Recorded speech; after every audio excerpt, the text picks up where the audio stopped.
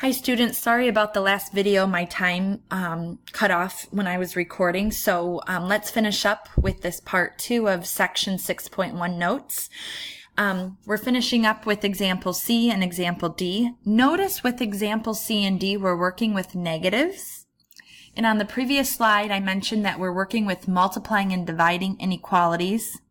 We are going to be working with reversing the inequality signs. So let's work with C first. We have negative x is less than 4. I'll rewrite this below here. Negative x is the same as negative 1x, which is less than 4. I want to isolate the variable x, so I want to get x by itself. So I'm going to divide both sides by negative 1. And so negative 1 divided by negative 1 cancels on the left, so I'm left with x. Here we're working with negatives.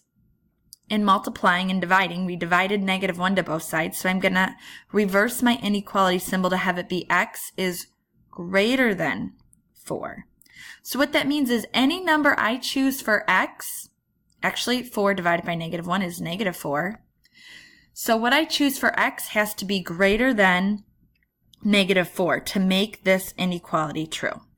So if I plug in x equals, if I were to say x equals 3, I'll plug in 3 for x, so that would be, don't forget there's that negative sign, so it'd be negative 3. Is that less than 4? Yes, that's true. If I were to plug in x equals, x has to be greater than negative 4. If I plug in x equals negative 2, that would be double negative, so that'd be negative, negative 2. Is that less than 4? Well, double negative 2 would be positive 2 is less than 4. That is true. But let's say I chose x equals negative 5. 5 is not less than 4. So if I said x equals negative 5, that would mean a double negative 5. Is that less than 4? Well, 5 is not less than 4, so that would not work. So do you see why we need to reverse the inequality? So now that I have solved, I need to now graph this. So this is saying x has to be greater than negative 4. So I'm going to have an open circle at negative 4 because x cannot include negative 4. And then x is greater than, so we're going to shade to the right.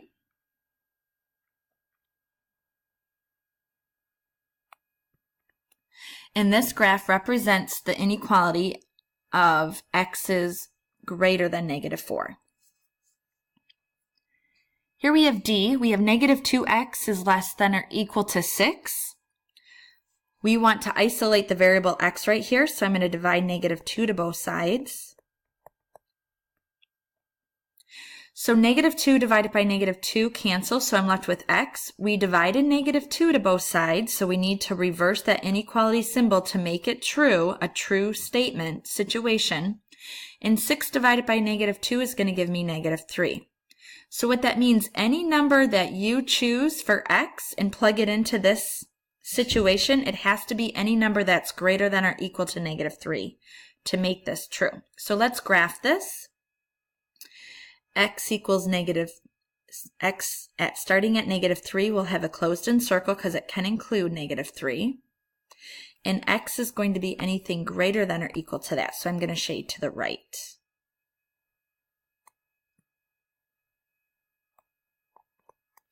And that graph represents what I just solved for. So that is it for this section, and we'll continue with examples in class.